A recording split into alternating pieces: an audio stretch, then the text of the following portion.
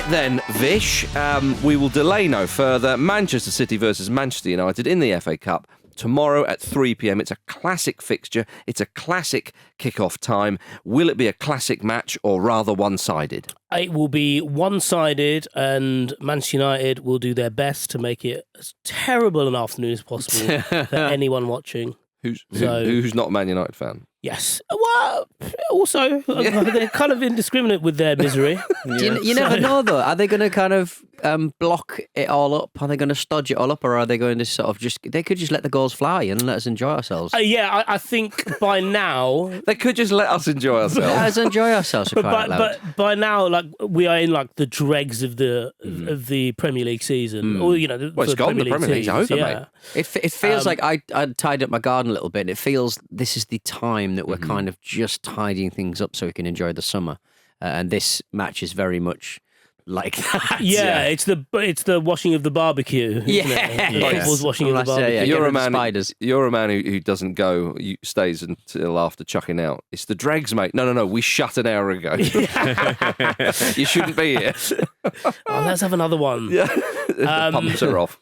I think maybe if this was earlier in the season, in terms of like something of this magnitude against Manchester City, then maybe it'd be a bit more chaotic. But I think as Arsenal showed and as Manchester United showed in the way that teams weren't giving them much back and forth, I think also like don't drag Arsenal into this. Just have we done? I'm kind of reaching for the size here. I can't swim. Yeah. Someone beat Mario 64 on a very specific version of Mario 64 on the Wii U console this week, and they did it without jumping. Ooh, wow. A thing that's never been done in, I don't know, 20 years that game's been out, right? Yeah. And it took them 80 hours to do so. They had to wait for a very specific set of glitches to happen, a platform to raise.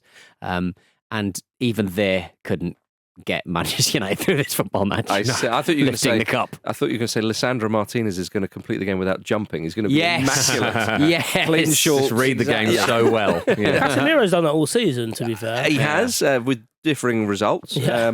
But of course, this is a rerun of last year's FA Cup final. A repeat. Come on. We're in the UK here. Yeah, Forgive me. Yes. A re-up. Well done, Jim. I've dropped the ball there. But yes, so it is a chance for Manchester United to get revenge. Well, yeah. I mean, Pete, you implied there that Man United might have to try and stodge it up to get something. They sort of tried to do that at the Etihad and they lost 3-1. Right. And they tried, as I remember, they were a little bit more,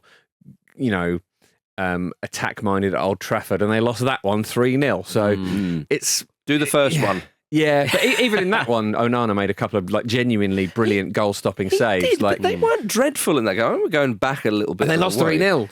Yeah, well, no, I'm talking about the 3-1. That actually they did create a little bit. I mean, against Man City, we all know how they play, and regarded understandably as the best team in the world, despite not being in the Champions League final in a couple of Saturdays' time. But I really sort of look at this, and we know what Man City are like in general, but particularly at the business end of the season. Yeah. It's so ruthless. Mate, their training this week will be practising knee slides. I hope not. Don't ruin the Wembley turf for Leeds players. Yeah, true. And Southampton, they're involved as well. But Man City could become the first team to win the Premier League FA Cup double in back-to-back seasons. They're not going to be practicing these sides. They're going to be practicing leaving nightclubs. So, sorry, Marcus, carry on. Well, they had a bit of practice on that the other week. Exactly. I find that quite surprising that they haven't already done that.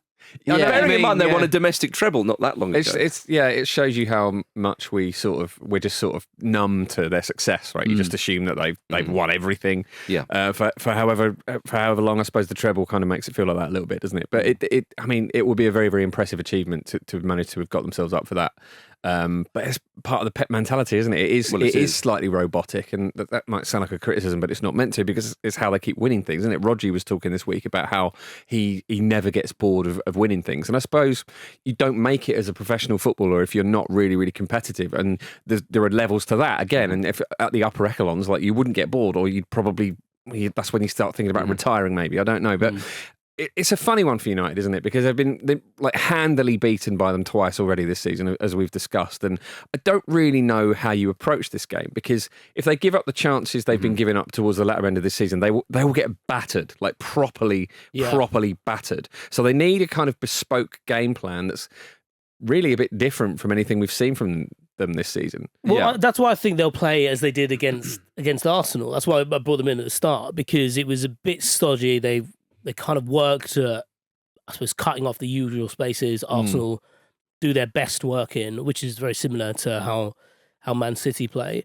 The difference, though, the thing that should give United fans some confidence going into this is, obviously, we referenced the 3-0 and the 3-1 defeat earlier this season against Manchester City.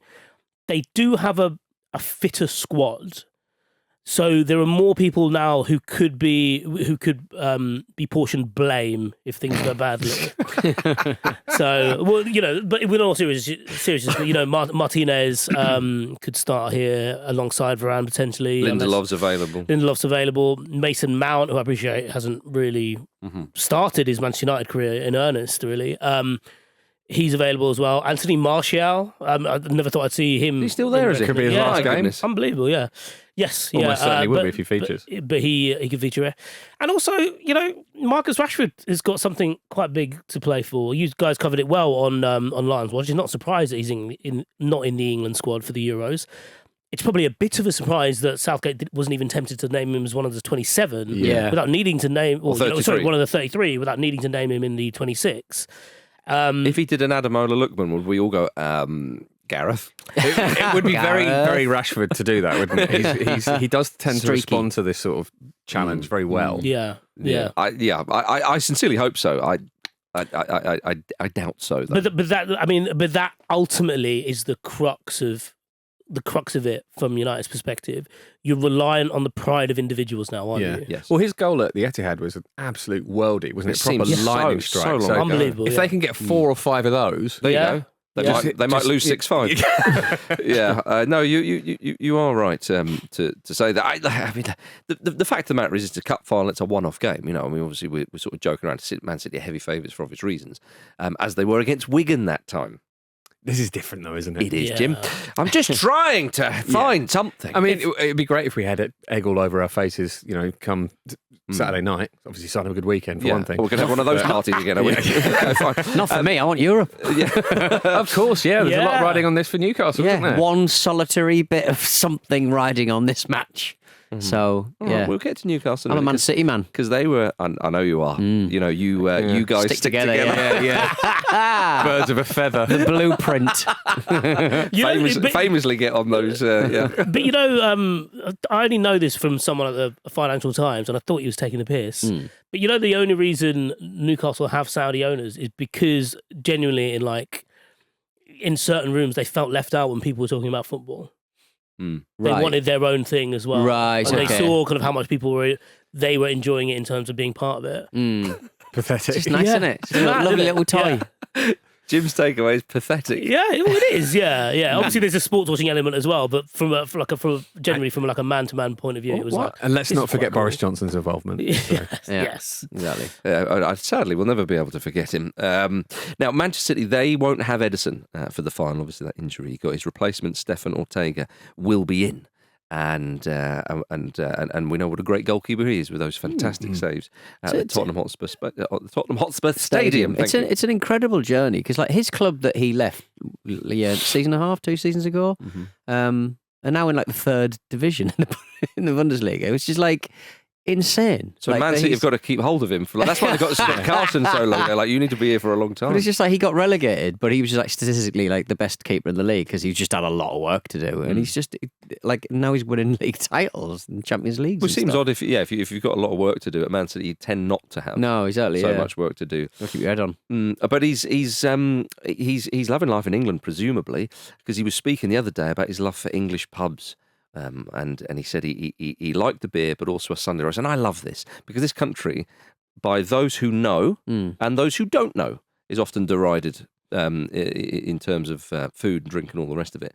And he said about a Sunday roast, that is particularly delicious. Roast beef, vegetables, roasted potatoes, and a pastry called Yorkshire pudding as a side dish, and gravy. It is available in almost every pub. And it's not just good in the old Wellington. It is a sweet gig being a footballer that doesn't play much, isn't it? I love this. Pablo Zabaleta was big on a Sunday roast. He absolutely loved it. So maybe there's a tradition there passing down. Don't Germans have like the Dutch? It's like a Dutch. It's called a Dutch baby pancake. Careful. Dutch baby pancake, and it's just a Yorkshire pudding, basically. Is that right? Yeah. Well, there you go. That's why he's into it then. Yeah. Well, I'm just saying he should have run into it at some point. He should have bounced off it. And you put stuff in it. I suppose people do that now like with a toad in the hole. Yeah. Yes. Yeah. I think a lot of Northern Europe, barring France, it is like hearty food, isn't it? Right, I mean, France do that as well. France obviously. but they as in kind of wash it down with fags and wine, don't they? Well, I tell you what, what are the local pubs in Wembley? I can't think of any. I know you've got the Bobby Moore Spice. That wouldn't do a roast, would it? There's that one over the road that's like pressed aluminium on every surface. It's a sports pub. It's like a dry white sports pub. Yeah, it's amazing. I love it. Go in there 3 hours before kick-off. You might see old Stefan in there. Can I say very quickly, just because Stefan brought it up? Yes. Pub roast, overrated. Massively. The potatoes are always terrible. Yeah, it depends. It's on a case-by-case basis. I totally agree. It's the one meal that does arrive very quickly because they've got all the ingredients sort of ready. They've got it in the microwave, just waiting. Just say the word and I'll just press that button. I think the majority of pub roasts are overrated. Yeah, completely agree. I'm in Jim's corner here. Yeah. As I often am. But moving on, though. Now, how about this? Manchester United, we in a game like this, you need your marginal gains and you need some very, very big gains as well. But you want everybody at the club to feel good. You want to go down to Wembley on the march and thinking, right, come on, we're up for this. Yeah. Well, have you heard that the Manchester United wives and partners are reportedly having to buy their own tickets and sort travel to Wembley for the final? Not just that, it's the staff as well, isn't it? And the staff, which is the particularly egregious thing, I think, from where I'm sitting. This is all old Sir Jim Ratcliffe and his mob coming in, trying to kind of cut back a few costs and stamp their authority. But this is something that has gone back to Sir Matt Busby's era. Yeah. Of staff being given a bit of a perk, and he's like, no perks under us, and it's like he went in hard on the IT team as well, didn't he? He's really going for the little guy. What were they? What was the thing that they were? The IT apparently it was too messy. And too messy, right? Okay. It didn't look professional. There was IT all over the place. Exactly, yeah. That sounds like an old man. It's like, my emails are really messy. Like, stop signing up to stuff then. Jim, the roof is broken. Fix the place is a mess. The IT isn't working because it's soggy. Yeah, the IT office is right by the roof. It's right there. Do you think he did that thing where he was like, why am I getting these weird adverts for like scantily clad women? It's kind of based on your search history. No, it's the IT. It must be them. I'll go down and talk to them. I think I've been prone to a link jacking. What's happened here? Did you see actually when the roof was leaking, it cut him in the stands, and you could see him turn to the person next to him and go, "Oh, so-called global warming." He's an evil old prick. But yeah, so no perks for the staff. Yeah, here. Very, very quickly because United cancelled their end of season do because it was in midweek ahead of this game. This is proper. But that's obviously he said it was for to concentrate on the final. But those kind of events are for everyone at the club. Exactly. Obviously the women's team only found out through the media as well. It's going well. It's going really well. It's going really, really well. And with that extra money saved from those members of staff, they'll probably be able to buy a jobbing fullback or something like that. Yeah, well, it's funny. It's almost like it comes out of different pots, doesn't it? Well, anyway, it is a bit of a shite show at Manchester United, as we know. And there was embarrassment this week after it was found that incoming football director Dan Ashworth had exchanged emails with Omar Bereda while they were still employed by their clubs. Ashworth coming from Newcastle and old Omar coming from Manchester City. Another two messy IT departments. I love the thought of are they emailing each other going, I'll do it if you do. Are you actually going to? Well, we might as well. We do. Yeah. I just don't understand why. Like they're not the first people who are going to have their emails looked through. Why would you use your work email to talk about that kind of stuff? That seems like a weird, you would know instantly that you'd done it, and you would know that this would come out. Surely. You would realise Peter, that you'd kind of... You're the first man who I remember, shouting, "Mind your digital footprint, people." Right. Okay. Yeah. I mean, I get the sense that Newcastle United have no money to spend in the transfer market because of financial fair play, but they've got a hell of a lot of money in that Dan Ashworth fund. That cup overflow. If they've got enough money for that, don't you worry. Well, I'd imagine so, Peter. I'd imagine so. If Manchester United win the final, it would put them in the Europa League, which It would. All things. I mean, I don't know why I'm saying, that would be. It would be a good season, but Party's back on. Yeah, but it does require them winning the final. It would. No one dropping out in the Champions League. No one remembers the contortions. No, they don't. If you get your numbers right, you could be a millionaire. Exactly. Yeah. But yeah, the Chelsea would be in the Europa Conference League. But of course, Newcastle United, Peter, as you said, if Man City win the FA Cup, then Newcastle march into the Europa Conference League. Am I right in saying? Well, they've just finished a friendly match against the what's the league down in Australia? A-League. The A-League. They have made it very All-Stars. simple. Come on. The A-League All-Stars. You could have just played called it the against Newcastle Australian United. League, and you'd be, Yeah. Either way, they lost 8-0. 8-0? 8-0, yeah. Trippier was on the bench. They were all kids, but it just shows how unbelievably weak the developmental system is in Newcastle. Or were they all jet lagged? Yeah. Or maybe that. I mean, think Maybe about that. it, right? So we'll get on to Newcastle Spurs in a second. But It's like a school trip, isn't it? They're just out buying ninja stars and booze, aren't they? That's what they do. And bangers, Bangers, exactly. stick bombs, yeah. and wham bars. And wham bars. Oh, Wham yesterday. bars. Oh, Highland toffee. Beautiful. Before we move on to that Newcastle down under business, we should say that Chelsea have apparently already joined the race to sign Kieran McKenna as their new manager. Obviously, after they sacked Pochettino on Tuesday. Man United, everyone is suddenly in for him. They just join in any race, though, don't they? Yeah, but Yes. particularly this one. I mean, it is incredible. We are actually going to talk about the managerial merry-go-round and other things on tomorrow's mailbag. It's actually more like a conga, isn't it, at this point?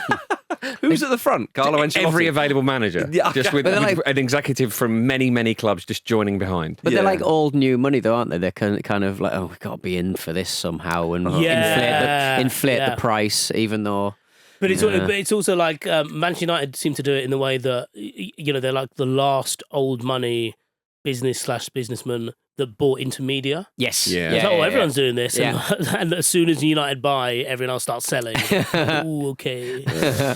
Well, Peter, we did promise Newcastle United 1, Spurs 1, and we're going to talk about it right now. Newcastle won 5-4 on penalties. What a win in Australia. Yeah. I mean, I don't know why they're doing this. And it was on Wednesday night, by the way. And bearing in mind, both sides played on Sunday. Yeah. It's a long trip to get And they've just there. played another game. You've got players who would, Trippier would presumably be joining up with the England squad, unbothered by this trip. But you do worry when you see him on the bench this morning at 8 o'clock in the morning. Struggling to keep his eyes open. Yeah, exactly. It's when you sit down, isn't it? That's when the jet lag gets Yeah. you. Stop. Yeah.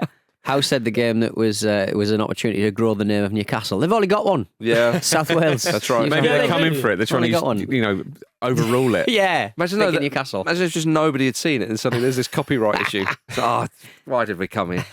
Yeah, interesting. So Kieran Trippier, in that particular game against Spurs, he went off midway through the first half with an ice pack on his ankle. It's good to see. Hal did say the substitution was pre-planned. If he misses the Euros because of that, I don't think he will, but if he does, I hope you're all happy.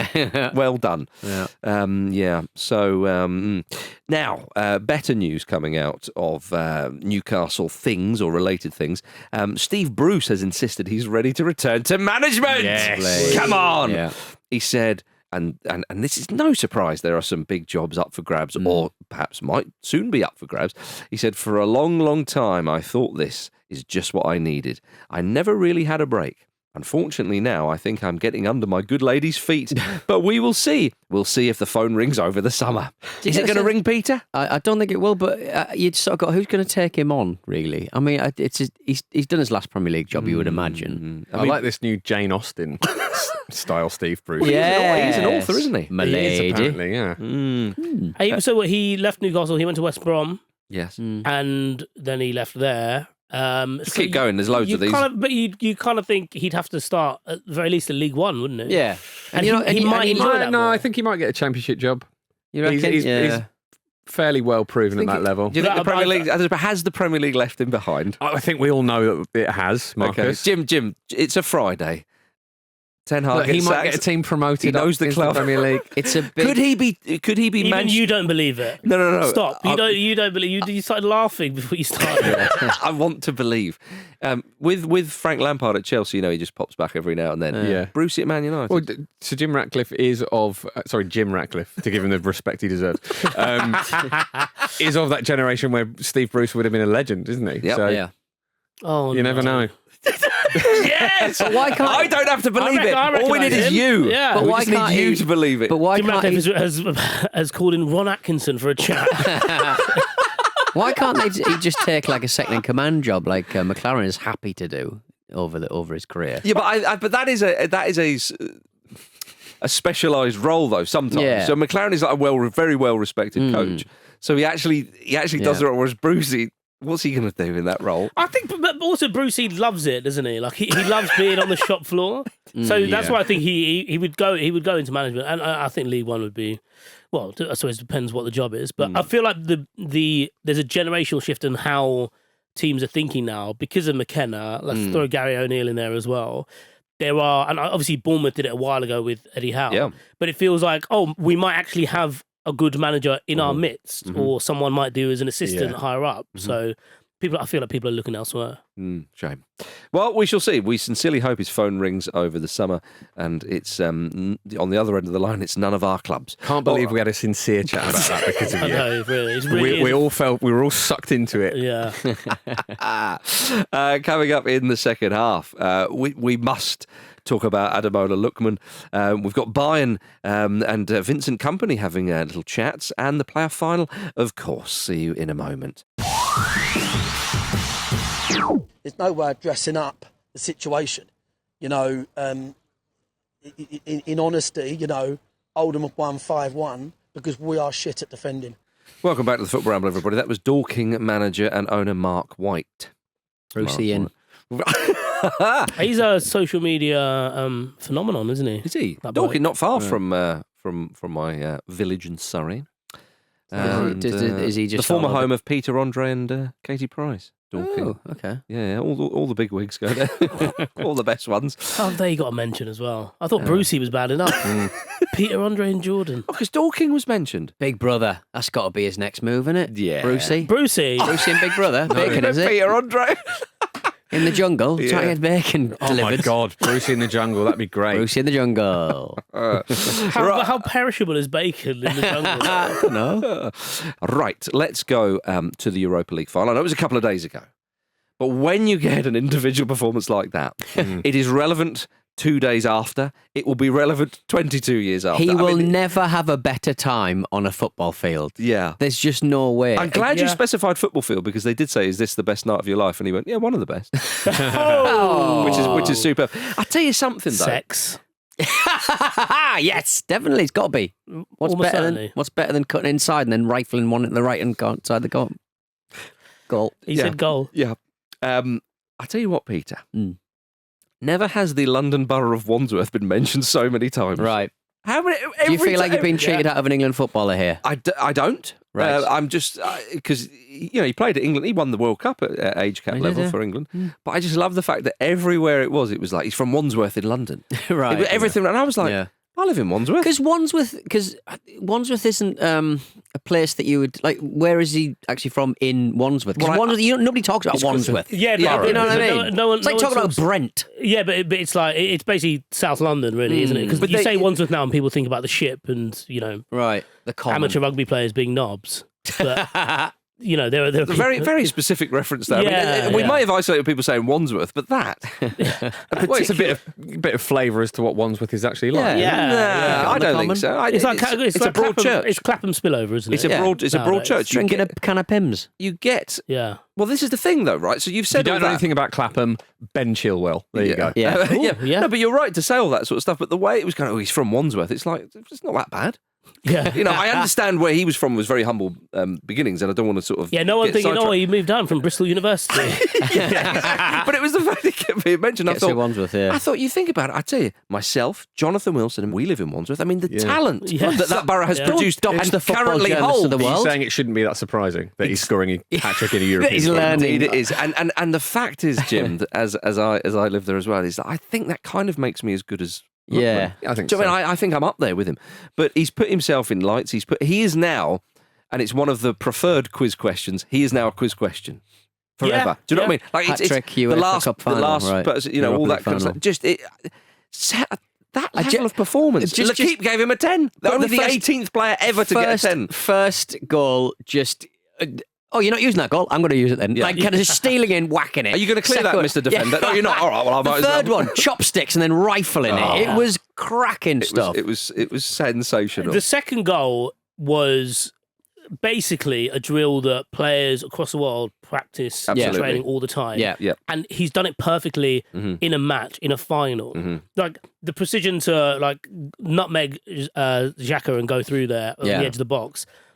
There was no kind of like touch of like the heels of Xhaka, not that it would have ruined it. Gorgeous. And he curls it into the side net. It was the keeper had absolutely no touch. It's textbook. That goal, you're right. If you're going to show young players, because as we all know, inverted wingers and all the range these days, and have been for many, many years, you would literally say, lads, this is how you do it.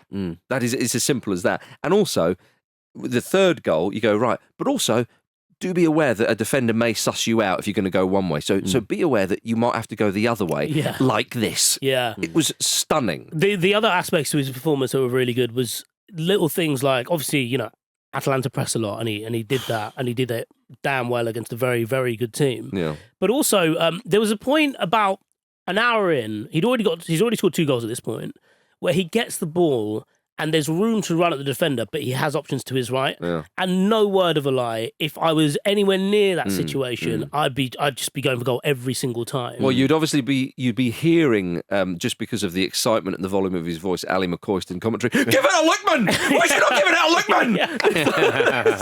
It's like AC/DC. But he was just like wise up to the game as well. Yeah. And it was lovely to see, because I feel like everyone around this table and everyone listening to this podcast has a memory of Ademola Lookman that's now been overtaken, really. Yeah. Because my thought whenever I think of Lookman is that dinked penalty during COVID. What, against West Ham? Against West Ham for Fulham. Went straight to keeper. I actually don't remember that. I remember he scored 1 or 2 goals for Fulham, and I remember him being an exciting player.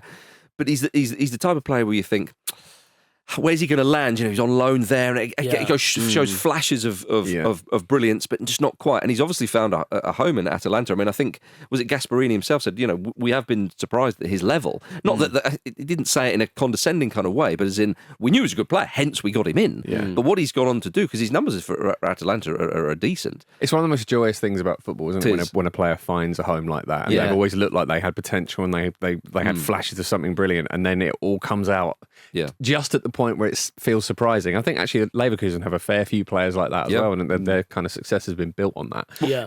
It is a shame for them, isn't it? But it's impossible not to just feel so much joy for Atalanta. Totally. Not just the fact that they've managed to do it, and it's like the first major trophy since I think 1963, is it something like that? Early 60s, and that's the only one. They did it. And Incredible. the the only manager one as wearing well. jeans as well. Yeah, and I also, loved his get up. Gasperini, it's his first trophy. He's been a sort of stalwart really in Serie A for a long time. He had a disastrous spell at Inter. Didn't we all? Yeah, indeed. He was. He took over in summer 2011 and was gone by September. It went that badly, so I think he thought his, that might have been his chance to go and do something big. But yeah, there's a lot of really brilliant, heartwarming stories in that Atalanta team. Yeah, to win at Anfield the way they did, and then beat the side that everyone's talking about in Europe so handedly as well. I understand everyone saying, well, I understand it's like 2 days ago and it might feel, but it was such a stunning performance, team-wise and individual-wise, that we thought we've got to talk about this. And on Gasperini, who, by the way, jeans and that Atalanta jacket, they looked so confident. Bearing in mind they were playing Bayer Leverkusen, and by the way, Xabi Alonso, as someone put on Twitter, great audition to be the new Pep Guardiola, because fiddling around with his team for a cup final. Because immediately in commentary they're like, why do they not play Boniface? Why do they not? He's overthought it, has he? And Atalanta, ballsy thing to do. Owen Hargreaves was saying, man to man, press. It was a brilliant performance, which would have troubled any team in Europe. That's how good it was. But on Gasperini, he said, with regards to the links to Napoli, he said, we'll see. I am in an odd situation, sort of like where I am married with children, but meet an absolutely beautiful woman. It's like, oh dear. His family would have been watching that. But the thing I think about Gasperini is, I totally get it. He's won this trophy. He already was an Atalanta legend, and he's won this. Napoli are a bit of a madhouse, finished mid-table. And I understand they're a bigger club, and he could maybe go on to win more there, although it's rather difficult where Inter at the moment. But it reminds me a tiny bit of Brad Pitt's character he plays in Moneyball when he's at the Oakland A's. Right. And he's offered to go to the Yankees, isn't he? Like one of the big boys. And he goes, and he thinks about it, and he goes, no, I want to win here. This is where I want to win. And even if it means that I don't win or I just get something that I want to win with this lot. And it's like Gasperini, I know they've won the Europa League. It's like, stay there. He's also been burned at Inter. So. Yeah, exactly. Like, stay there. You are loved. Like, you've already got a statue in the post. Get another one. Yeah. So you're saying he can make up the beautiful women with his family in the aggregate? Or in the statue. Right, okay. I don't know what the football equivalent of getting all your clothes thrown out the window by your wife. Because when I was coming in, I was reading a translated version of an interview his wife gave about 10 years ago. And one of his major quotes is, "What's the point of being a diplomat?" Which I think is a lovely, when you're being a mouthy dickhead. What's the point of being a diplomat? You don't have to be a diplomat, but you could be a little bit more diplomatic. Yes. With some of your answers, Mr. Gasperini. How about this for a stat? Granit Xhaka, in losing that game, lost his first game of football since Arsenal lost 1-0 to Nottingham Forest last season. Start of the season. It is a start of the season. Yeah, beautiful. Beautiful. They've still got a final to play this weekend. Well, and this is it with Leverkusen. Yeah. They've been amazing. They've got to pick me up because they are playing second-tier Kaiserslautern. Surely they'll win that game. It's important to note that they are invincible, obviously. Yes. But they can do a domestic season unbeaten, which would be pretty great. Bayern invincible. Well, they're going for Vincible Kompany, aren't they? Speaking of quirks, Bayern and Vincent Kompany have been talking. Yeah, it's a funny one, isn't it? You'll appreciate this, Marcus. I looked at that and thought, this could tee him up to be the new Frank Rijkaard. I thought exactly the same thing. And I'm glad you mentioned it. Yes, you got him. I heard Jim say it first. You've never said that, actually. True, I was very slow off the mark there. The curious case of Frank Rijkaard's managerial career. Could it be the same for Vincent Kompany? Well, potentially, yeah. This looks so strange, doesn't it? For obvious reasons. Obviously, there's a lot of reasons it sort of makes sense. The Kompany, played for Hamburg. He speaks German. He's a good communicator. Won the league at Anderlecht. Won the championship handily at Burnley. But it looks mad that a relegated manager who displayed a fair bit of naivety over the course of that season would be plucked for Bayern. But people in football do their due diligence, right? They often show that they they know more than us. You'd hope so. I can't fathom that this is actually as mad as it looks. No. So there has to be something, and look, we've been a bit harsh on Kompany because what happened at Burnley being relegated there. I mean, look, and they're in advanced talks, by the way. So it's not. This is not just paper talk. Yeah. Exactly.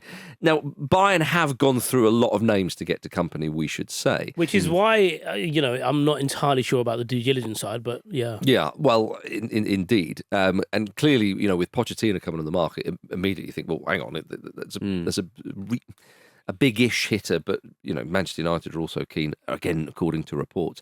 But yeah, with regards to Kompany. Reportedly, he said yes to Bayern within 5 minutes of their phone call on Monday. I'm not surprised. Yeah. You probably can't believe his luck. According to reports, Craig Bellamy won't be going with him. That is such a shame. Which is a great shame. Our interest in the story is over. Yeah. Yeah. Can you imagine him saying to Harry Kane, "Right, Harry, look, this is how you're coaching him through the striker stuff." Like, shut up, Craig. He's a great striker. Yeah, he's a very good striker. Quick. Craig Bellamy's not going to teach Harry Kane anything. Well, I mean, I don't think anyone's going to teach Harry Kane anything, is it? Assertiveness. Golf clubs. Could do. Clubs. Well, anyway, you don't have to pick up when your brother calls you. So with Kompany, if you look at what he did with Burnley in that championship season, it was very, very impressive. But it wasn't just the fact that they won the league; it was the manner in which they did it, of course. And with the pressing style, with the style of football, blah blah blah blah blah. So I suppose the argument is, and he tried to implement that in the Premier League. The argument is, if he has better players, then that's going to be a lot Doesn't better. have to be quite as pragmatic. Simply. Yeah, and when they got to the Premier League, it became clear that they weren't going to stay in the league playing that way. He tried to sort of mix it up a little bit. He will have learned from that season in the Premier League, there's no doubt about that. I still think it's incredibly early for him to get such a huge job. The fact that he does have a bit of experience with the Bundesliga playing, as you say, Jim, and he speaks the language, which is an important thing, of course, but I think that's one of the things that Bayern want, understandably. So there's all that. He's a big personality. He's a modern legend as well. Exactly. I think if you're worried about respect from his peers, he's actually played against quite a few of them. Yeah, and indeed. And so, and people say he's very charismatic. He's got a presence when he walks into the room. People say, well, so what can you coach? These things matter when you walk into a dressing room and there are a load of footballers there who are looking at you thinking, well, what this guy's got? Well, they knew what he got as a player, which was very, very impressive. So It's a surprise. There's no two ways about that. But there is an element of, there's an element of wisdom, I suppose. It's a bit projected because he's so young in his managerial career.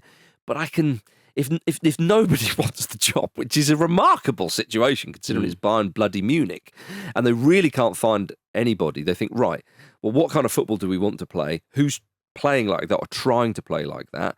Well, hang on, personality-wise, he seems to match up. He's got huge ambitions. He talks a good game. He can talk that game in German as well.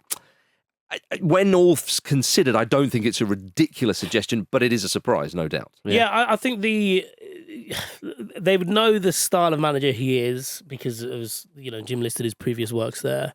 I think there's an element of, given how Bayern's search has gone, ranging from Tuchel saying he wants to leave to then begging him to stay and him saying no, to going through managers where they're not entirely convinced about in terms of whether they'd fit Bayern. And then someone like Kompany who needs them more than they need him, but they know they're getting something from him, who could build. They're basically given the license, potentially have the license for the next 5, however many years, to actually construct something there. Yeah. Where the framework is still there, like maybe the politicking is something that, because Kompany's new, he won't be all that bothered by. But I mean, it's still a brilliant squad. It's going to be a far easier job. And I kind of feel a little bit for Sean Dyche, who fought tooth and nail to keep Burnley up and then didn't realise this would actually happen if he'd got them down. Yeah, he could have gone. I feel a bit for Harry Kane. Because let's be honest, with what Alonso's been doing at Bayern and Kompany coming in, Kompany, if indeed he does go to Bayern, it's obviously not all settled, but if he was to go there, surely he wouldn't get the better of Alonso's Leverkusen. It might take a year or two. I don't know. I think is there not a very, very good chance that there'll be a hangover for Bayer Leverkusen next season? Because obviously they've not done a lot of this. So, exactly. and that kind of mentality, when teams have won it in the past, it doesn't always mean that you're going to win it the next season because it's just so hard to keep it up. I think the Champions League is going to be a lot harder next season for everybody in it because of the format change and the extra games, and the strange kind of situation where in the group stages you play some teams away but not at home, which adds an extra level of pressure. I think Bayer Leverkusen have got to deal with that as well. I know it's the same for everybody, but I think there's a good shot that Bayern will win it next season, just through potentially the fatigue of their rivals as much as their own improvement. Right, gentlemen, it's the Championship playoff final on Sunday. Leeds United versus Southampton. It's a big one. Big old teams going for a big old pay packet in the Premier League. They drew the first legs of their semis 0-0 before thumping Norwich and West Brom respectively. They're both in good spirits after that, you would think. Now, Southampton have beaten Leeds twice in the league this season, which is slightly surprising. I mean, obviously, to be reminded of that. Yeah, Leeds hit 90 points, didn't they? They did, yeah. Shows you how good it's been at the top. And actually, in terms of what you want from a neutral, really, both teams having quite heavy wins in their last legs. Yeah, if you can call them that, means it'll be exactly 1-0. what you want. It'll be 1-0. It's always it's good for Leeds because obviously they've flattered to see for a few matches before the playoffs and they've really hit form at a good time. So I'm hoping for them to absolutely fire on all cylinders. Yeah, to be quite frank, I'm bored of Southampton in the Premier League. I also I want Luke to get to experience Portsmouth v Southampton in the Championship. Yes, yeah. Translate that to you want Southampton to beat Portsmouth in the Championship next season. However it goes, I'll be happy to sit back and enjoy it. Yeah, I think you're right. Would you not be pleased for Rishi Sunak if Southampton got promoted? I don't think I could be pleased for Rishi Sunak about anything. No. Do you think he'll be there? Yeah, we there. Oh, yeah, he can't Fatal opportunity, isn't it? Not as Prime Minister. He's campaigning, isn't he? Yeah. Well, that's what I thought. Yeah, maybe he's taking a day out of campaigning. I was going to say, who would he be more productive for?